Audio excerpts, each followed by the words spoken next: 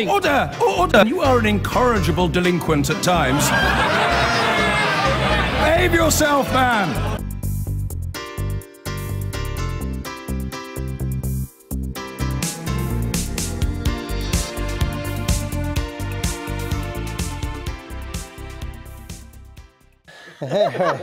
Hey, it's just gone midday here. You lose the will to live sometimes. Look at Big Ben, which you probably worked out that's not the real clock. No.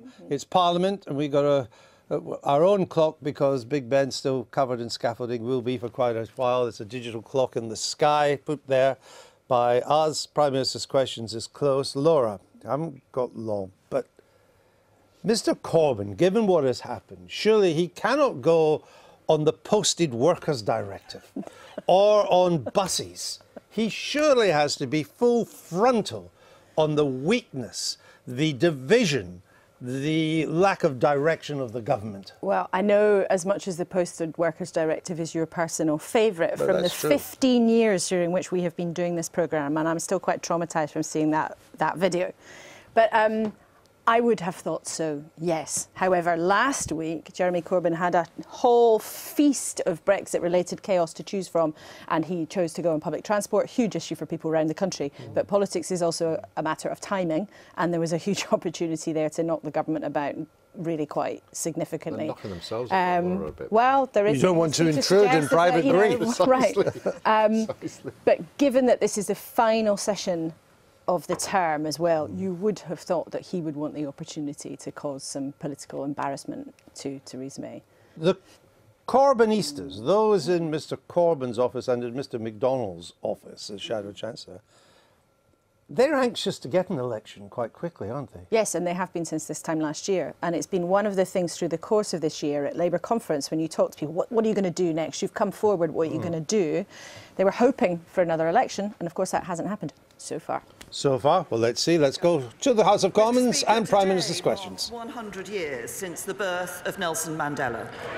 I'm sure that the whole House will want to join me in paying tribute to his extraordinary life, and will agree with me that his message of forgiveness, peace and reconciliation is as relevant today as it ever has been.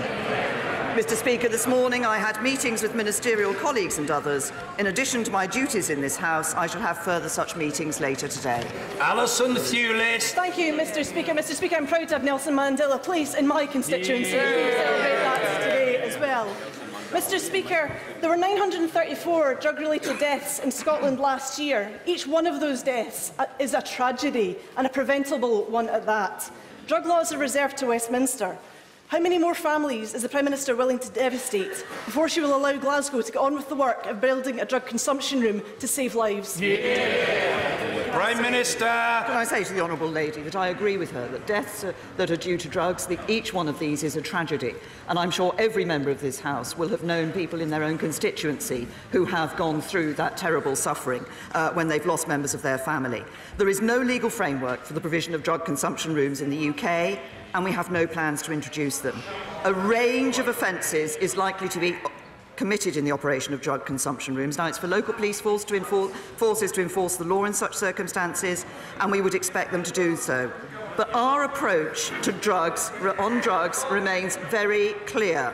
We must prevent drug use in our communities, support people dependent on drugs through treatment and recovery. Andrea Jenkin. Thank you, Mr. Speaker. Could the Prime Minister inform the House at what point it was decided that Brexit means remain? Prime Minister!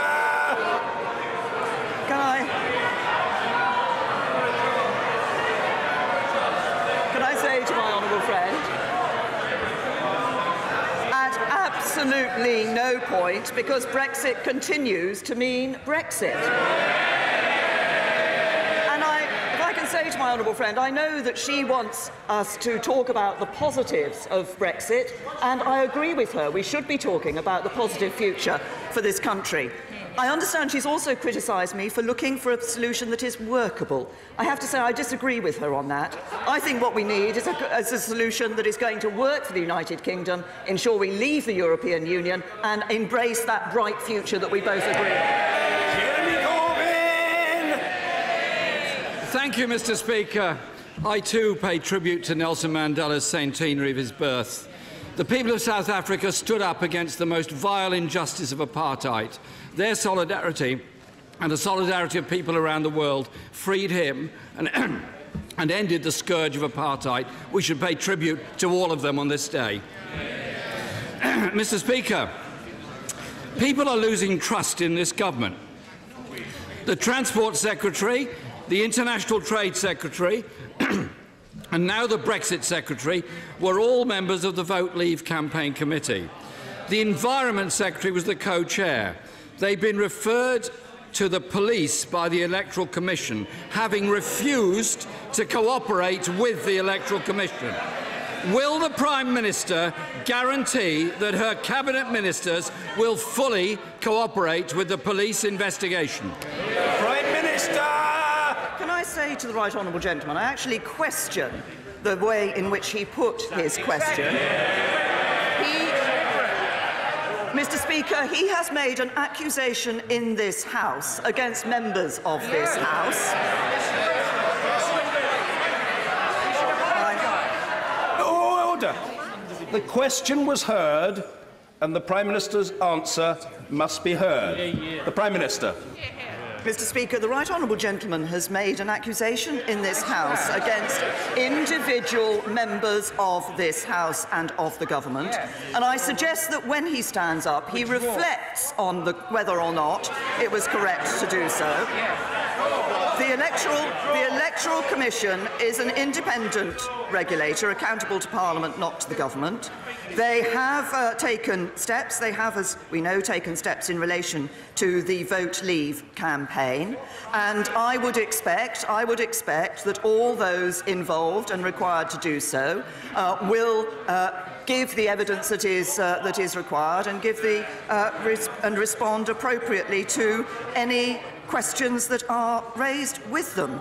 But I say again to the right honourable gentleman, I think he should stand up, think very carefully about making accusations of individual members and withdraw. Jeremy Corbyn! Order!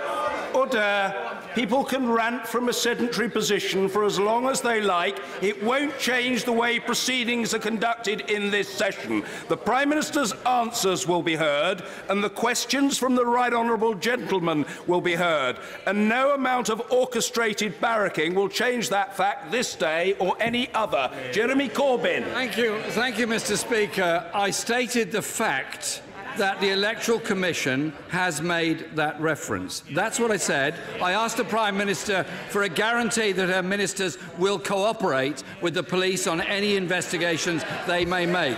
That is not judgmental. That is a guarantee they will cooperate. These are serious issues. The current cabinet ministers were indeed central to the Vote Leave campaign. After 2 years of dither and delay, the government has sunk into a mire of chaos and division. The agreement that was supposed to unite the cabinet led to the cabinet falling apart within 48 hours. And on Monday, the government U-turned to make their own white paper proposals unlawful. Given that the proposals in the white paper are now obsolete, when will the new white paper be published? Prime Minister! Can I first of all say to the right honourable gentleman that what I heard from his first question was that he said that members of the government had failed to cooperate with the Electoral Commission investigation. And I say to him again, he should withdraw that. As I say,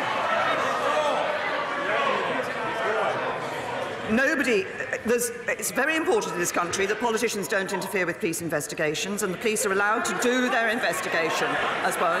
But everyone is innocent, and innocent until proven guilty in a court of law. And I say to the right honourable gentleman, I still contend he made accusations against individual members of this government that were unjustified, and he should withdraw them. He came on then to the question of the amendments that the government accepted in the Customs Bill on Monday night. Let me explain to the House what the position is. When we look at all... Order, order. We're less than a third of the way through, possibly significantly less than a third of the way through, and people are becoming overexcited. They must calm themselves, and we must hear the Prime Minister. The Prime Minister. Thank you. And the honourable lady sitting next to the Leader of the Opposition says this will be interesting. I'm going to go through each of the amendments in turn for the purposes of this House. Amendment 72 related to parliamentary scrutiny on plans under Clause 31 to form a customs union with the EU. We are going to leave the customs union with the EU, so we accepted that enhanced parliamentary scrutiny. Amendment 73 related to regulations on the application of VAT in certain circumstances. Such an arrangement is not part of the White Paper and the Chequers Agreement. We were able to accept that too. New Clause 37 was to prevent a customs border down the Irish Sea.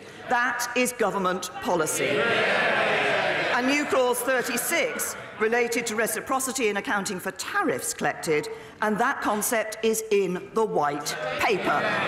The Chequers Agreement, the White Paper are the basis for our negotiation with the European Union, and we've already started those negotiations. Corbyn! Well, Mr. Speaker, that's all very interesting, but could she explain why the Defence Minister had to rebel against the government in order to support the Cabinet's position of a few days before? This is a government in complete chaos. The centrepiece of the White Paper was something called, and I quote, the Facilitated Customs Arrangement. Having spent a week trying to convince their own MPs that this cobbled-together mishmash was worth defending, they abandoned it. So what is their plan now for customs? Prime Minister. The right honourable gentleman is wrong. We have not abandoned the Facilitated Customs Agreement. We're discussing it with the European Union. Jeremy Corbyn. So is she seriously expecting that 27 member states of the EU are going to establish their own bureaucratic tariff collection infrastructure just to satisfy the war within the Conservative Party in Britain? On Monday evening, the new Brexit Secretary was starting the next round of Brexit negotiations. No wonder he didn't turn up. He doesn't know what he's supposed to be negotiating.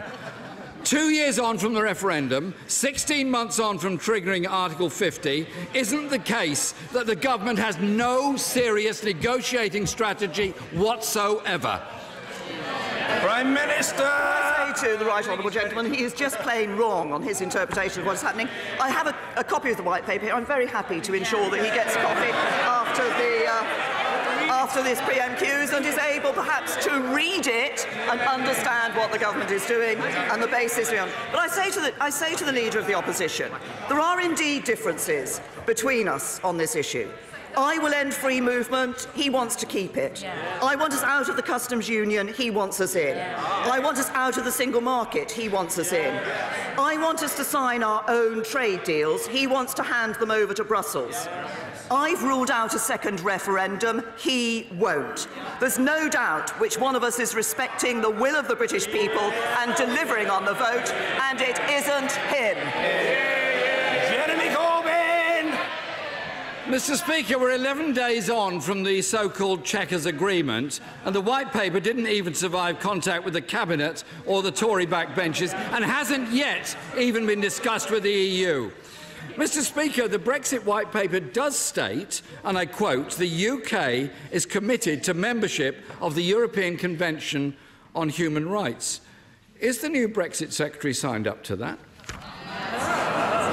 Prime Minister. Right, honourable gentleman, that we are signed up to that. That was in our manifesto. But can I also say to the right honourable gentleman, he has stood up and asked virtually the same question, and obviously hasn't listened to any of the answers that I've given him. The whole point of this is not that you just read out the question you thought of on Tuesday morning, but you actually listen to the answers that the Prime Minister gives. He said the Chequers Agreement stands, the White Paper stands. He said we had not even discussed it with the European Union. I think I've told him in at least 2, if not 3 answers, we are already discussing it with the European Union. Jeremy Corbyn!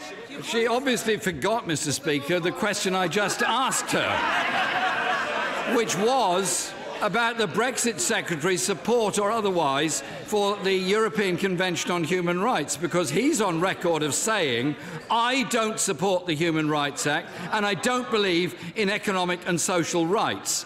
He is obviously backsliding to keep his job, or that is the new policy of the government.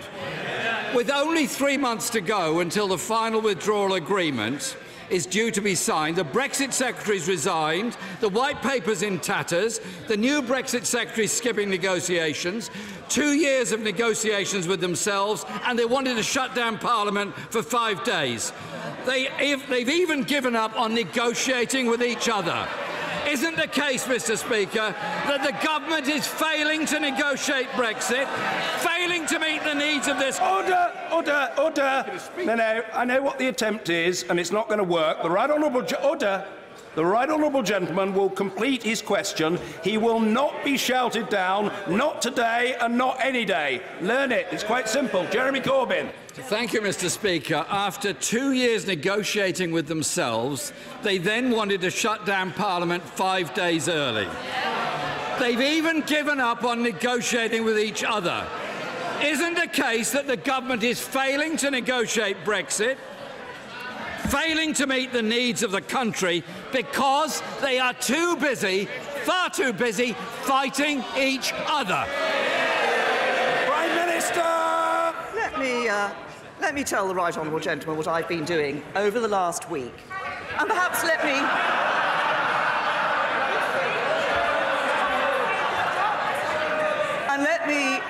me also look at what the right honourable gentleman has been doing over the last week. Well, I was agreeing the future of NATO with President Trump.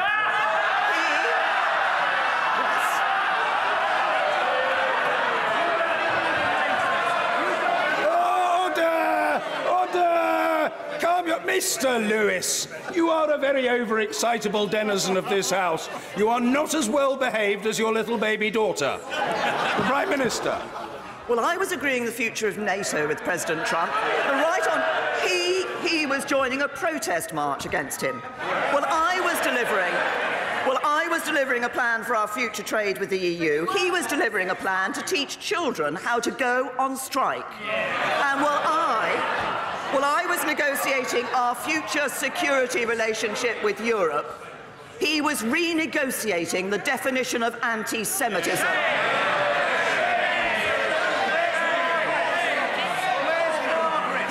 He protests, I deliver.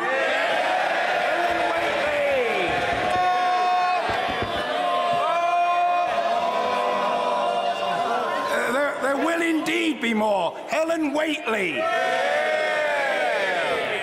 Thank you, Mr. Speaker. 31 member countries of the International Holocaust Remembrance Alliance have an agreed definition of anti-Semitism. Does my right honourable friend agree that all political parties should adopt this definition and its examples without amendments or omissions? Prime Minister. Can I say to my honourable friend that I agree that all political parties should do just that? The Conservative Party has done that, but sadly the Labour Party does not agree. The Labour Party is trying to redefine anti-Semitism to allow people to say that Israel is a racist endeavour. The Chief Rabbi says that what the Labour Party is doing is sending an unprecedented message of contempt for British Jews. Even some of his own MPs are saying this is anti-Semitic. Anti-Semitism is racism.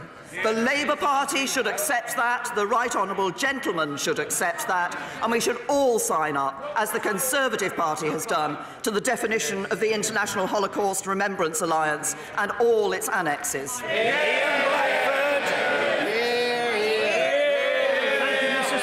We should all welcome the 100th anniversary of the birth of Nelson Mandela. Those of us in Scotland are very proud that the city of Glasgow was the first city in the world to give the freedom of his city to Nelson Mandela, something that he in turn was also proud of. Mr. Speaker, this week the Prime Minister caved into her right-wing Brexiteers, undermining her negotiating position with the EU. In her attempt to hold together her fractured party, she's managed to unite the country against this government. Playing fast and loose with her own position makes the UK a laughingstock with our negotiating partners. The Prime Minister has put her narrow party interest before that of the country. Is it not the case that the events of this week make a no deal much more likely? Honourable gentleman, that as I explained in answers to the questions from the Leader of the Opposition, we are negotiating with the European Union on the basis of the Chequers Agreement and the White Paper. And that has been those discussions have been started this week and have been continuing this week. But can I say to him also, he talks about putting a political party's interest before that of the country. I think the SNP should really think about what they are doing when they promote the independence of Scotland, which is clearly against the interests of their country. Ian Blackford. Mr. Speaker, the reality is that this is a Prime Minister that has lost control of her own party. A Prime Minister who is in office but not in power. A Parliament which is so divided that it simply cannot function. Mr. Speaker, to use a good Gaelic word, it is a burach. We cannot crash out of the EU without a deal. We need to think of the next generation who will pay a price for this folly. They will see lost opportunities and lost jobs. Did the Prime Minister come into Parliament to have this as her legacy? Will she now face up to the reality and extend Article 50? The Prime Minister, Mr. David T.C. Davis. Mr. Speaker, the Prime Minister's proposals offer a practical and reasoned way to deliver Brexit.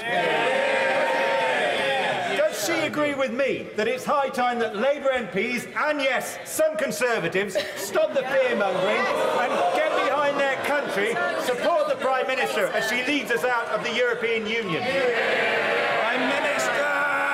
Can I say to my honourable friend that I know that there are strong feelings around the whole House on this issue. But what we need is a deal that's credible, that's workable, that protects jobs, that protects our precious union, and delivers on the result of the referendum. And that's exactly what we're doing with the Chequers Agreement. It allows the UK to leave the European Union, to take back control of our money laws and borders. That's what our plans delivers. And as he says, let's work together and deliver for the British people. Rosie Cooper. Thank you, Mr. Speaker. If I may, in relation to ongoing matters... This will be order. This is extremely serious and it will be heard. Rosie Cooper. Thank you, Mr. Speaker. In relation to ongoing matters, may I, on a personal note, thank the Prime Minister, thank the Leader of the Opposition and every single member of this House for the kindness they've shown me. I am delighted to be in my place to be able to ask the Prime Minister. So, to the question, to business. Would the Prime Minister agree that as part of the government's attempt to expand capacity in the NHS, that existing sites such as Ormskirk Hospital in my constituency, where there would be capacity to build an extra floor, should be prioritised for expansion ahead of building simply a new hospital at a much greater cost, and deprive the NHS of the much needed investment which should go into patients and staffing? Prime Minister. Can I first of all say to the Honourable Lady how very good it is to see her in her place in this House. And I know from the response that is the view that is shared across the whole of this House. Now, she has raised an issue of the NHS and Ormskirk Hospital. Obviously, as she will know, we are putting that extra funding into the National Health Service, 20 billion a year in real terms by 2023-24. We will have funding available not just to build sites, but, as she says, to improve current and existing facilities across the country. As regards Ormskirk Hospital, I understand that there has been a report by the Northern England Clinical Senate that has made proposals around the provision of emergency services there. No decisions have been made. That's a matter, of course, for the NHS. But as we look for the long-term plan, what I want the NHS clinicians to do is to come forward proposals that are the best proposals for patients and to take account of the local interests such as she has raised. Thank you. Chris Fell. Thank Thank you, Mr. Speaker. Around the world, Christians are facing a rising tide of persecution and violence. Does the Prime Minister share my concern at this trend and at particular cases like those of Sunil Salim, a Christian man who was beaten to death at a hospital in Lahore in Pakistan, or 33 women in Eritrea who were imprisoned simply for praying? In this country, we quite rightly protect religious freedoms. Will her government step up efforts to get other countries to similarly respect religious freedoms? Minister. I say to my honourable friend that the government, as a government, we stand with persecuted Christians all over the world, and we will continue to support them. I think it's hard to comprehend almost today that we still see people being attacked and murdered because of their Christianity. But we must reaffirm our determination to stand up for the freedom of people of all religions and beliefs, and for them to be able to practice their beliefs in peace and security. I'm very pleased that I've been able to appoint the Noble Lord Ahmed as the government's special envoy on freedom of religion or belief, and I think he will be certainly doing what my honourable friend has said, working with other countries to encourage them to recognise the importance of allowing people to have the freedom to practice their religion, to practice their beliefs in peace and security. Dr. David Drew. Thank you, Mr. Speaker. In view of the fact that schools in the Stroud constituency are telling me that they are forced to use core funding to make up for the additional requirements of special educational needs, and that special schools also in the constituency are having to meet considerable rising costs, will the Prime Minister look at the national funding formula with an aim to helping those schools to make sure that they are fully inclusive and that we help those who are most vulnerable because of their special needs? Well, can I say to the Honourable Gentleman that I have long championed the need for those children with special needs to be able to be provided for in the setting which is most appropriate for them. For some that will be in a mainstream school, for some that will be in a special needs school. We have of course changed the national funding formula to make it a fairer distribution across the country. I recognise the need, as I say, to ensure that those children with special needs are being provided for in the most appropriate setting. Luke Graham. Thank you very much, Mr. Speaker. Mr. Speaker, the establishment of a spaceport in Scotland will give the UK the capability to launch satellites from British soil for the first time ever. Considering the opportunities presented by space and aerospace, will the Prime Minister meet with me to discuss more investment for Scotland, in particular the Kinross Aerospace Centre in my constituency that is being proposed as part of the Tay Cities deal? Minister. First of all, can I thank my honourable friend for raising this issue? It's absolutely right of him to highlight the opportunities that our announcement on spaceports gives us, and we've awarded grants worth £31.5 million to enable satellites to be launched from the UK soil for the first time, and that's worth a potential £3.8 billion over the next decade to the UK economy. It is the start of a new space age in the UK. It's a huge boost to our world-leading space sector, making the UK a one-stop shop for new satellite services. Can I say to my honourable friend, he has made a bid, put a bid in for his own constituency in relation to this. I'm sure my right honourable friend, the Business Secretary, will be happy to meet him and discuss that. Mrs. Sharon Hodgson. Thank you, Mr. Speaker. Bunny Hill and Washington Urgent Care Centre in my constituency and Horton Urgent Care Centre in my neighbouring constituency are under threat of closure by Sunderland CCG.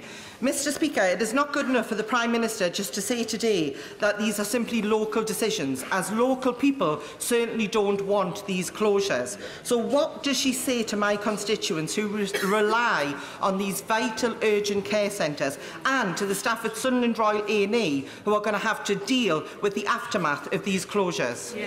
Prime Minister. The Honourable Lady, she complains to me that we want decisions to be taken at a local level by the NHS.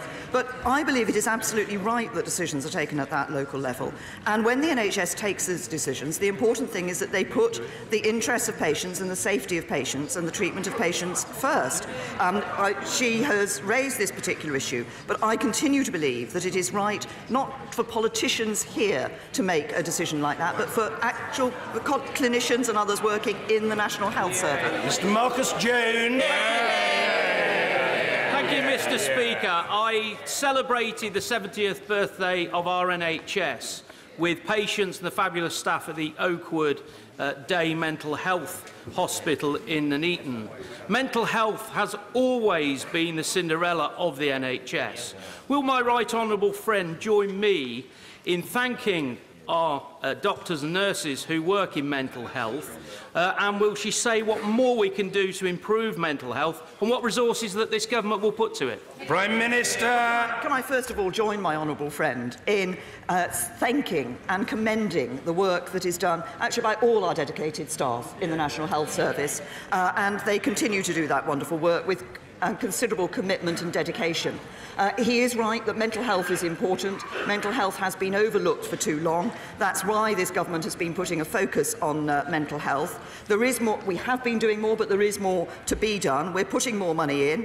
We've announced a new package of measures backed by £6 million in funding, which includes rapid access to mental health services and support for children and their whole families where there is a dependent drinker.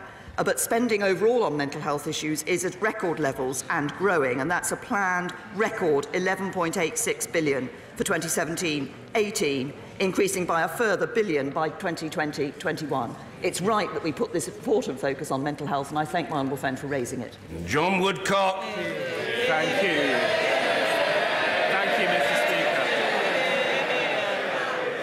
Speaker. My extraordinary constituents help keep the nation's lights on. They keep us safe by building the Royal Navy's submarines, and they deserve a train service which is worthy of the name. So will the Prime Minister get a personal grip on this fiasco, which just this weekend has seen 170 services cancelled across the Northern network because there was a World Cup game on? Prime Minister. Can I say to the honourable gentleman that, like him, I believe that constituents deserve a rail service that does actually provide for them and provide for their needs. And I recognise the problems that have been experienced on Northern and, of course, on Govia Thames Link as well.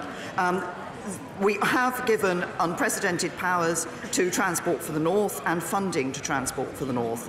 But the issue that he raises in relation to the World Cup was one that affected other train services as well, because of the way many services operate on their requirements for drivers and relying on volunteers to turn up at weekends.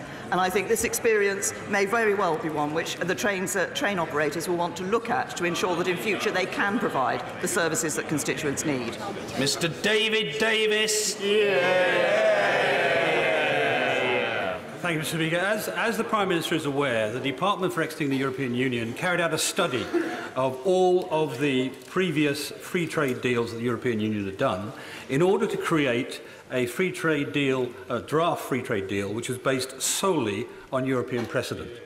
The department was, until I left at least, was carrying out a legal text, creating a legal text of such a draft treaty as one fallback option in the event of in the current negotiation. Would she agree to publish that text when it's complete? Yeah. Prime Minister. Can I say first of all, may I say to my right honourable friend, I would like to take this opportunity to thank him for the work that he did as Secretary of State for exiting the European Union. Secondly, as he knows, we have published the proposals that we have for the trade relationship with the European Union in the future. Of course, as we look through those negotiations, we will be looking to see where the European Union has entered into certain agreements with others in the past. Very often, the European Commission will say X can't be done, only for us to be able to say that X was done with another country, and therefore it's possible for it to be done with us. But what I want to see is not just an amalgam of those free trade agreements, but actually an ambitious plan, which I believe is what we have produced, which will protect jobs in this country, deliver on the referendum result, and crucially ensure that we have no hard border between Northern Ireland and Ireland. Dr. Alan Whitehead. Thank you, Mr. Speaker.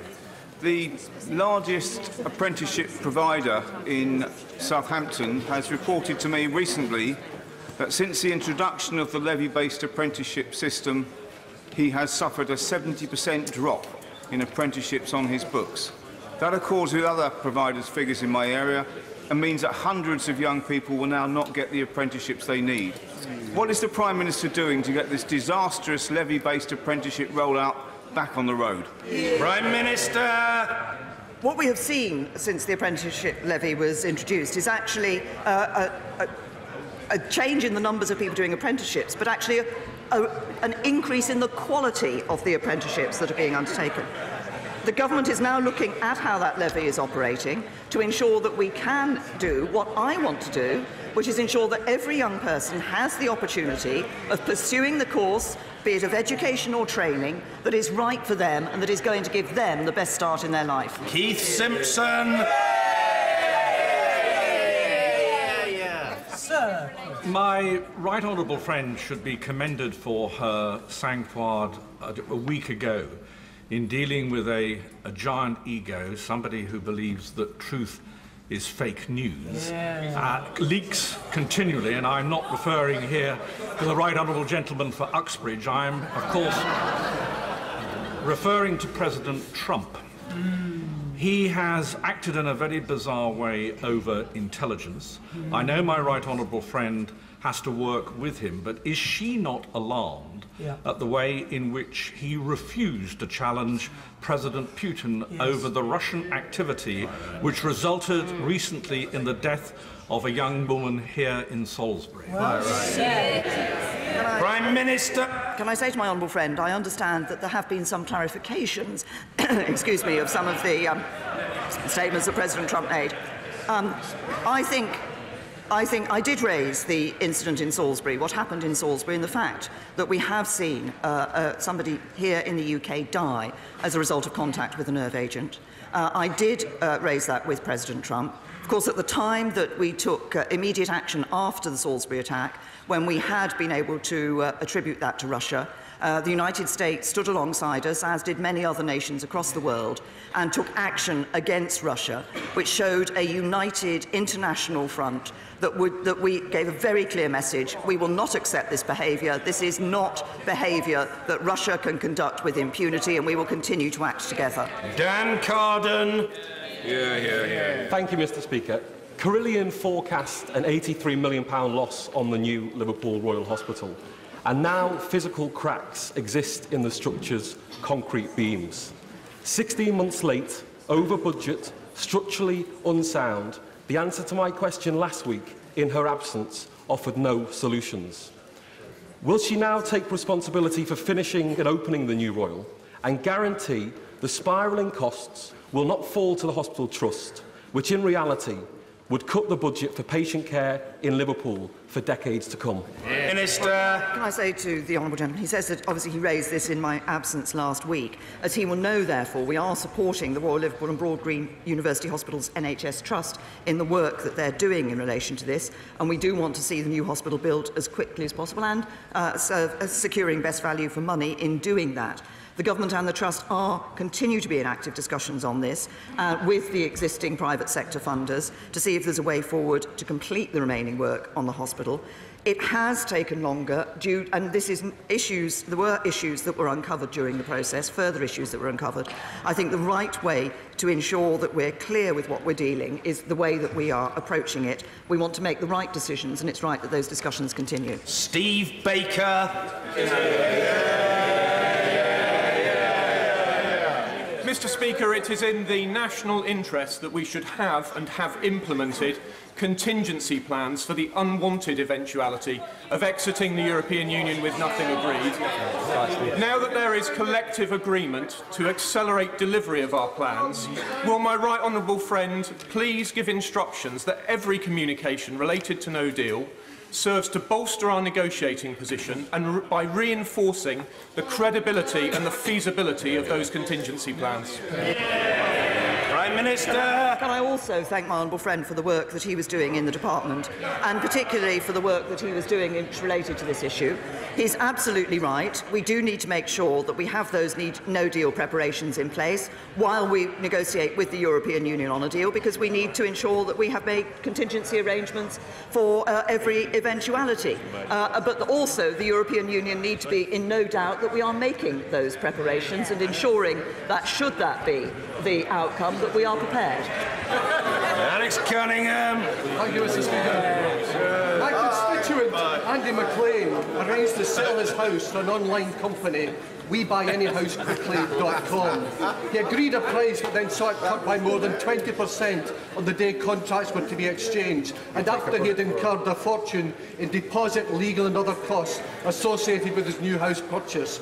Will she instruct ministers to bring forward regulations so that people like my constituent can be protected from these kind of rip-off companies and their cowboy tactics? Can I say to the honourable gentleman that he's raised a very specific issue, and I'm happy to ensure that ministers responsible will look at the issue that he has raised.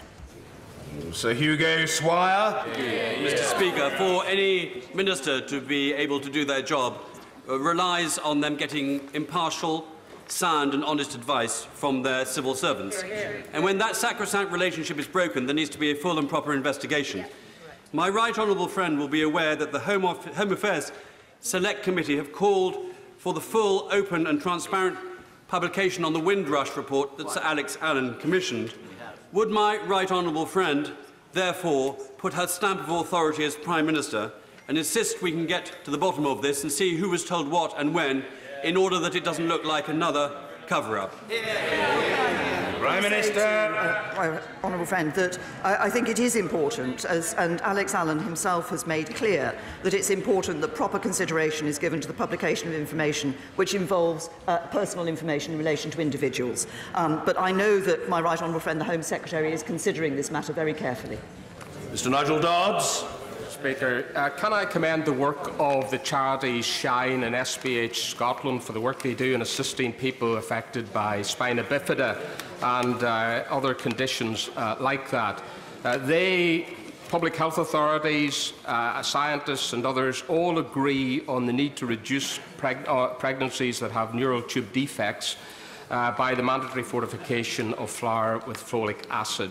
USA and other countries do this already. Will she look at bringing the UK into line and introduce this very, very important public health preventative action?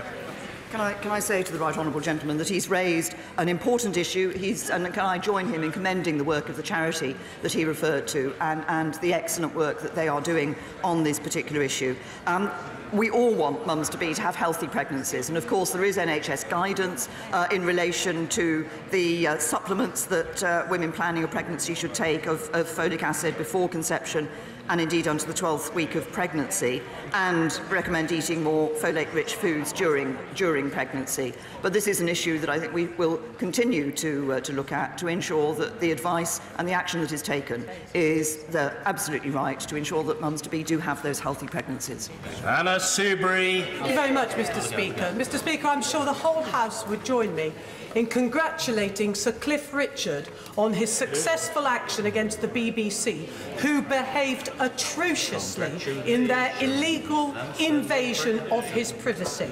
Would my right honourable friend, the Prime Minister, look again now at changing the law so that a suspect is not named by the media, except in exceptional cases, until such time as they're charged? I put forward a private member's bill. I know I'm off the Prime Minister's Christmas card list, but it's a bill that commands cross-party and I think widespread support. I'm more than happy to call it Cliff's Law, but can she please agree to at least look at it? Because Sir Cliff is not alone and it's not confined to sexual offences. Suspects should not be named by the media until such time as they're charged. Prime Minister! Can I say to my right honourable friend, she's obviously raised what is a very important issue. She's raised it in the specific case of Sir Cliff Richards, but as she said, it is the case that this does not just relate to somebody who is well known and in the public eye. This is a difficult issue. It does have to be dealt with sensitively. It is something that I looked at when I was Home Secretary, because there may well be cases where actually the publication of a name enables other victims to come forward and therefore to strengthen the case against an individual. So this is, I have to say, I think this is not either you do all of one or all of another. This is an issue for careful judgment. But in exercising that careful judgment, the police have to recognise their responsibilities, and the media need to recognise their responsibilities as well. It's good to welcome the Honourable Lady back to the House. Naz Shah. Thank you, Mr. Speaker.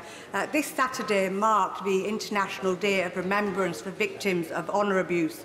This Friday marks the second year of the rape and murder of my constituent, Samia Shahid, who was lured to Pakistan. Whilst I thank colleagues in the House for showing solidarity to the hashtag Honour Her campaign today, and in particular the leader of my own party, will the Prime Minister once again reiterate our commitment to eradicate violence against women and girls, but also urge the Pakistani authorities to give justice to Samia Shahid? 2 years later, we're still waiting for a trial. Well, can I say to the Honourable Lady that I will ensure that the Foreign Office is aware of the particular case and the issue that she has raised in relation to the Pakistani authorities. But I'm very happy to reconfirm our absolute commitment to work to eradicate violence against women. And the term honour violence is such a misnomer. This is an appalling crime of violence against women, and we should all be working to ensure that we eradicate it. Hugh Merriman. Thank you, Mr. Speaker. Neuroblastoma is an aggressive form of cancer that impacts 100 children each year, most of whom are under 5. Thanks to a campaign involving my constituents, the Jeffries families, and many honourable members across this House, NICE have now approved a drug which may extend lives. Tragically, for my 5-year-old constituent, Jack Jeffries, this has come too late, and he is now, with his family at his bedside, undergoing palliative care. For his legacy and for all of those other children who could lead longer lives, can I ask the Prime Minister to ensure that the NHS now commission and use this drug? Can I say to my honourable friend that I'm sure the whole House will extend our thoughts and prayers to Jack's family at what must be a terribly, terribly difficult and tragic time for them. As my honourable friend has indicated, I understand that NICE has recommended the drug that he refers to for use in children. That was in draft guidance that they recently issued. I understand the drug is now available across the NHS through the Cancer Drugs Fund, and NICE will be publishing their final guidance in August. And I'm sure the drug will be rolled out swiftly to ensure that as many people as possible are able to benefit from it as swiftly as possible. 3 days after she became the proud grandmother of Holly, I call the mother of the House, Harriet Harman. Thank you, Mr. Speaker. Last night's shambles over the vote of the honourable member for East Dunbartonshire should put it beyond doubt that pairing is not the answer for MPs having babies. We're elected as MPs to vote in this House, and MPs having babies shouldn't lose that right. Will she give the House the opportunity to vote on the Procedure Committee draft motion on proxy voting for baby leave? With more parliamentary babies in the pipeline, and there's one right here, and more crucial votes coming up, it's time to sort this out. This one is overdue. Prime Minister. First of all, can I say to the Right Honourable Lady that the breaking of the pair was done in error. It wasn't good enough. It will not be repeated. My right honourable friend, the member for Great Yarmouth, and the Chief Whip have apologised directly to the member for East Dunbartonshire, because we take pairing very seriously, and we recognise its value to Parliament, and we will continue to guarantee a pair for MPs that are currently pregnant or have a newborn baby. But the issue she raises refers also to this question of proxy voting, the report that the Procedure Committee has brought out. We are looking very carefully at that issue. We want to ensure that we can facilitate parental leave in this place, but we also obviously have to ensure there's a proper consultation, and we're looking at the interests of individuals, but also at the interests of the whole House. Order.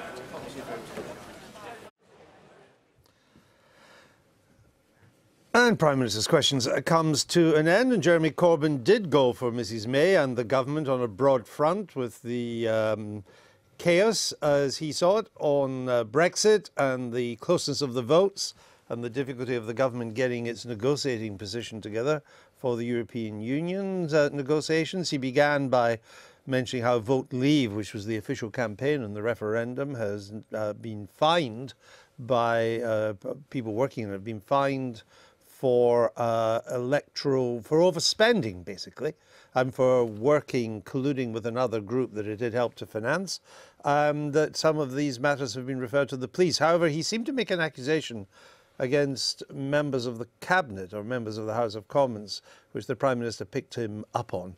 And there was a bit of argy-bargy about that. So then Mr Corbyn returned to this general attack on the government with the divisions, the closeness of the vote, what exactly is government policy on this. And as I say, it was on a broad front. Now, in recent weeks, Mr Corbyn has often got the better of Mrs May and shown more confidence. I don't think you can say that today. It may be because she won last night.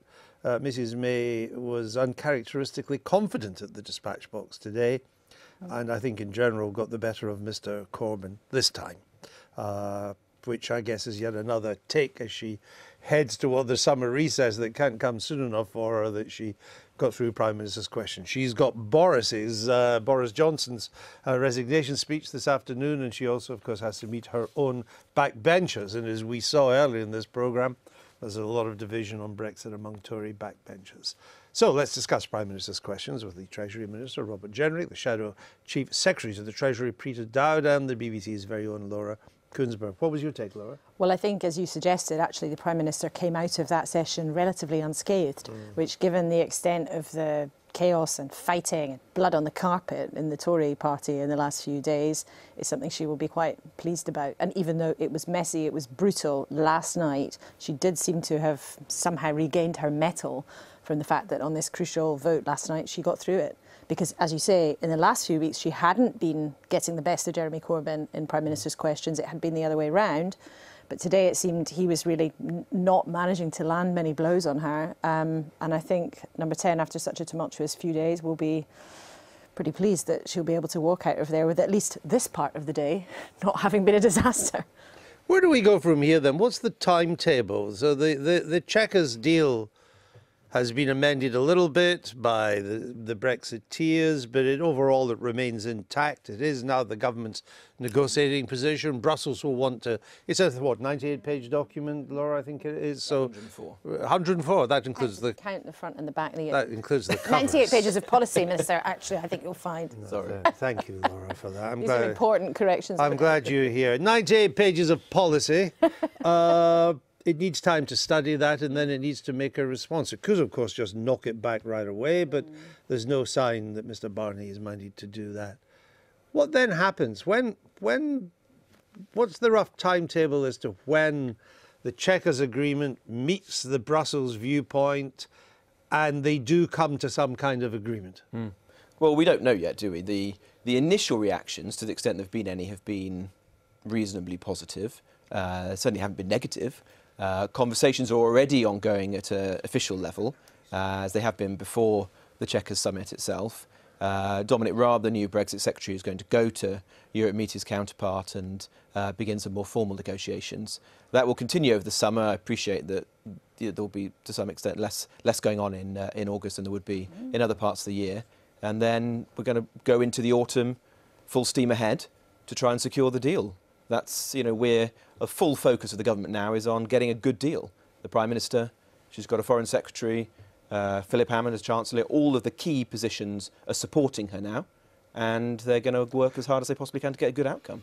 So the government has lived to fight another day, but it's still, it's an unstable government because of its lack of majority and because of divisions within the governing party itself.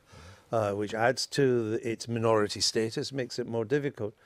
So there could be an election at any time. I guess not at the height of summer, but there could be election fever could hit us again from early autumn onwards. Is Labour really in a position to roll out its Brexit policies in detail? Well, we're quite simply this. We're in a position to fight a general election. We're prepared for a general election. We have been preparing for a general election, and we are ready. I've got to say, by the way, the performance of the Prime Minister there was the performance of somebody who's just been reprieved from the hangman. I think it was relief more than anything in hip-hop, but we're ready to put our policies before the electorate. I think if you've avoided the hangman, you're allowed to be relieved. Absolutely. but pretty artificial, isn't it, really? Well, who knows? Mr. Corbyn didn't do quite as well as he should have done, though, given the number of open goals in front of him. Well, ever the way with question time is that sometimes you get your point across clearly, other times you don't. I think in the current environment, with all the febrile atmosphere, Jeremy Corbyn did pretty okay as far as... But he has a plethora of quotes from Tories about this Tory government, which you could just zing at the Prime Minister. What do you think of that? Well, that may well be the case, but at the end of the day, he's got to do the questions on his terms and how he feels they should be addressed. And I think overall, this isn't an event, it's a process. Question time is a process, not an event. In addition to getting the deal agreed, which is a huge hurdle that is yet to be covered, there's a wider point which could cause you trouble. And that is that Brussels would quite like a general political agreement in the run-up to the end of the Article 50 process. Nothing too detailed. Leave the details of the post-Brexit relationship between the UK and the EU to the transition period. But on your side, and I would actually think some on the Labour side too, will say, well, oh, you mean we start paying the 39 billion right away, but we don't really know what our relationship will be with Europe? That's a problem. Yeah, I think you make a fair point. I think the specificity of what is agreed in the autumn will matter.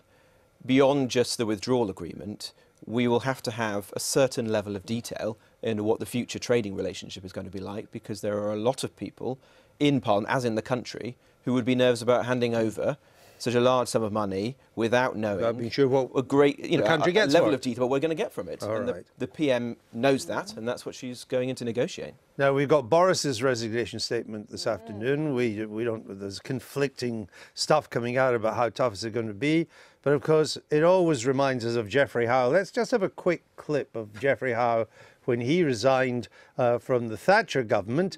And he's actually standing in the position that's pretty much where Boris Johnson will be. Yeah, not quite in the same seat, but not far from it. Let's have a taste.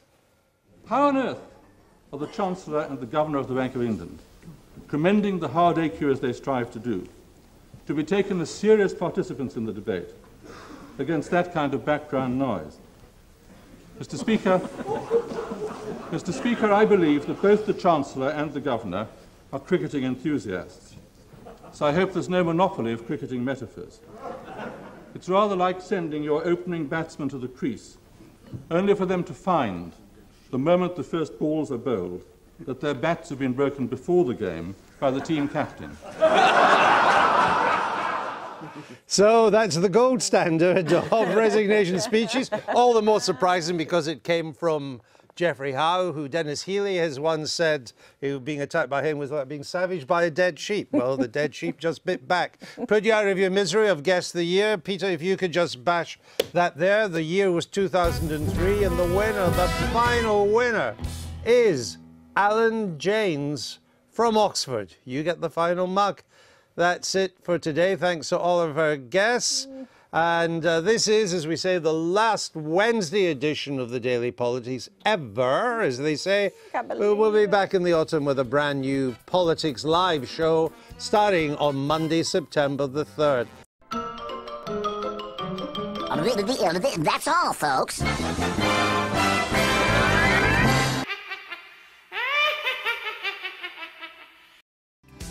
I've been